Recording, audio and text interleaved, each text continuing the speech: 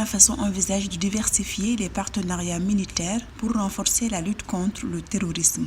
C'est dans ce cadre que les autorités militaires du pays se sont entretenues avec les responsables des armées rwandaises dans le but de renforcer leur coopération en matière de défense lors d'une réunion tenue le 7 novembre 2023 à Kigali au Rwanda. Divers sujets ont été abordés, notamment l'échange d'informations sur les menaces terroristes, la formation militaire et le renforcement des capacités ainsi que la coopération opérationnelle dans la lutte contre le terrorisme et l'extrémisme violent.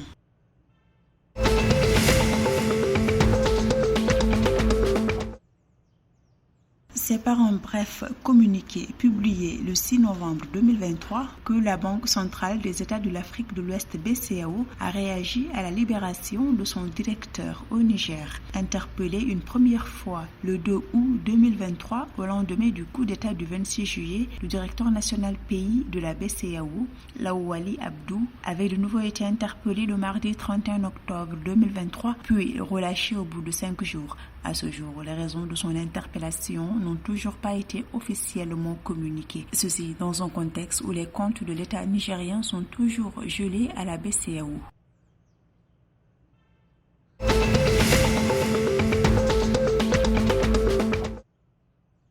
Avec 460 139 onces d'or livrées entre janvier et septembre 2023, la vente de la production de la mine d'or Fekola au Mali a généré 888,27 millions de dollars, soit une hausse de 27% en glissement annuel selon le Canadien B2Gold. Il convient de noter que les mines d'or sont sensibles aux fluctuations des cours mondiaux de l'or et aux conditions du marché. La mine d'or de Fekola, détenue à 20% par le gouvernement malien, devrait produire au moins 580 000 onces d'or en 2023.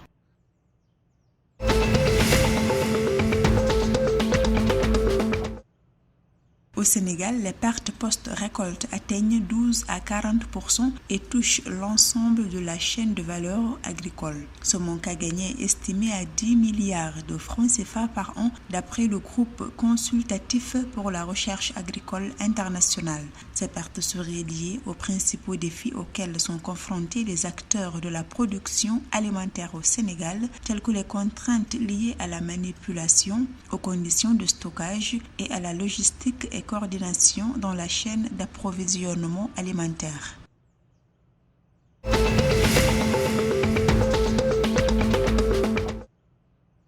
Le gouvernement béninois a conclu 2 accords portant sur un prêt de 36 milliards de francs CFA avec le Fonds OPEP pour le développement international et le Fonds saoudien pour le développement vendredi 10 novembre 2023. Ces financements de 14 milliards de francs CFA et 22 milliards de francs CFA respectivement sont destinés à la construction d'infrastructures éducatives au Bénin. Il s'agit de la construction du lycée technique et professionnel moderne à Djougou et à Ouida, une école normale supérieure pour la formation des instituteurs à Parakou et un lycée scientifique à Porte-Nouveau.